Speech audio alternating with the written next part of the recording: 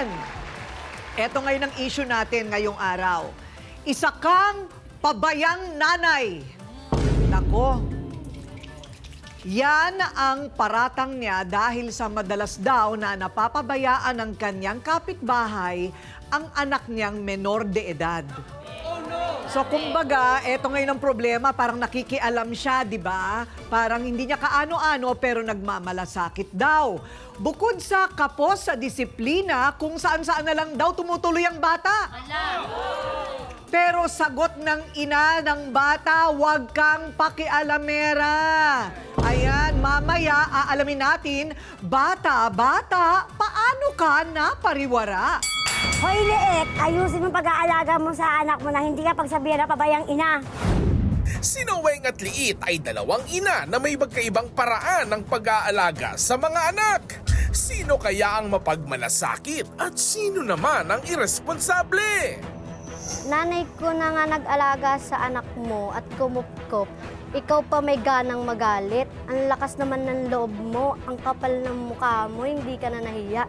Dito na nga nakikituloy yung anak mo para makapag-aral, tas ganun pagagawin mo, aawayin mo pa nanay ko.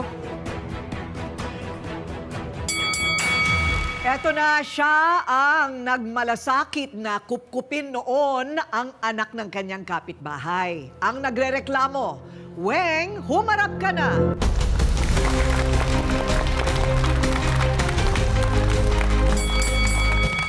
Parang okay din naman na magkaroon ka ng kapitbahay na nagmamalasakit sa mga anak mo, no? Lalo na kung wala kang panahon, parati kang wala sa bahay. Pero yun na nga, pagka nagka-personalan, tatawagin ka talagang pakialamera. Wala kang sarili mong anak, Weng? Meron po. Ilan? 8 po ang anak ko. 8? Opo. Wow. Ang sipag. Okay. O, Ano? tapos, bakit naman naging 8? Siguro naman Ano tapos po, na. sa una po, byuda ako. Pangalawa, byuda. Sa pangatlo, buhay po. Buhay naman. Kasama mo ngayon? Opo. Okay. Bakit naman namamatay ang mga asawa mo? Yung una ko po kasi babaero. Yung una, babae. Nakakamatay na pala yun. Nakamamatay ang pagiging babaero. Tandaan. Itong pangatlo, ganun din ba? Hindi po. Okay. Bali, ito good boy po. Ito, pintor po ito eh. Pinto. Akala ko pulis na yung Mabuti naman. O, so ngayon, nakawalo. Ang pinakamaliit, ilang taon? Bali, ano po, 14 po. 14. Okay. So, ano ngayon ang problema? Yung kapitbahay mo, may mga anak din. Opo. O, tapos? Ano po siya, may dalawa po siyang anak. Ngayon po yung kapi po, inadapt ko muna. Kumbaga, naawa po kasi ako kasi kaibigan po siya nung 14 anyos kong anak. Ngayon po, nalalaman ko na papariwara yung kung saan-saan po nakikitulog. Inaawa naman po kasi puro babae rin po kasi ang anak ko. Mamaya po, ma-rape po ba? Dahil na tutulog siyang minom, Yosi, yan lang po naging ano niya. Sabi ko sa kanya, kung gusto mo, sa akin ka tumira. Okay. Pero mag-aaral ka. Ay, Sabi niya, opo, Mangwing, mag-aaral po ako. Aba? Pinag-aral mo pa? Ganun po ginagawa ko po sa kanya. Binibigyan ko po siya ng baon. Pag wala po akong may bigay, pumunta sa nanay niya. Sabi ko po, sabi niya, Ma'am, punta ako sa mama ko, hingi ako ng baon ko. Sige, punta ka. Pero babalik ka kagad sa akin kasi ma'am, pang umaga siya, ma'am eh. Oh. Sa Maynila pa nag-aaral yung bata. Wow. O, namamasahe pa? Opo. Saan kayo nakatira? Bali po sa may kasama, may kalinisan po, sa may batasan po. Ay, malayo. Ano? Opo. Ilang sakay yun? Bali, isang sakay lang po siya. Isang sakay lang. Opo. O, so, nag-aaral naman? Opo. Okay, pero... Ibinalik ko nga po sa nanay niya. Oh. Kasi po, yung usapan namin na hindi na siya tagala, ginawa niya pa rin po sa akin yun. Ayun. Umuwi po ng alas 12 ng gabi. Oh. 2 beses niya po ginawa, kaya natakot po ako. Oo. Mamaya, Mari, masisi ako ng magulang. Total buhay pa naman yung nanay niya, balik na lang kita. Oh, pumayag naman yung nanay, yung kapitbahay Pumayag mo. naman po na ibalik ko yung anak niya. Ilan ba ang anak niya?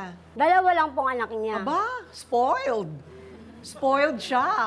Di ba? 2 lang anak niya, ikaw 8, kinupkup mo pa yung isa. Opo. At pumayag naman siya. Opo. Wala ba siyang trabaho? Meron po.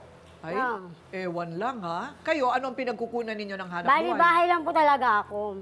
Saan ka nakakakuha ng pambaon Yung mo? asawa ko po, kasi po medyo maganda-ganda po yung sahod niya, stay in po siya. Kailangan ko lang po ng kasama sa bahay po talaga. Ayun, okay. So, Ano ang pinaka-grabing nangyari dito sa anak niya? Yung ano po, yung umuwi po ng alauna, alas 12 ng gabi. Okay. So, ninervyos ka na dahil sa Opo. pananagutan mo. Opo, lalo na po kasi po yung dinudukot. Oo. Dun po Attorney, ito bang ganito? Halimbawa, nasa poder niya yung bata, ano? Tapos may nangyari. Sino ang hahabulin ng batas doon? Yun nga lang ang problema natin dyan, no? Kapag nasa kustodiya mo pa yung bata, posibleng ikaw pa yung managot.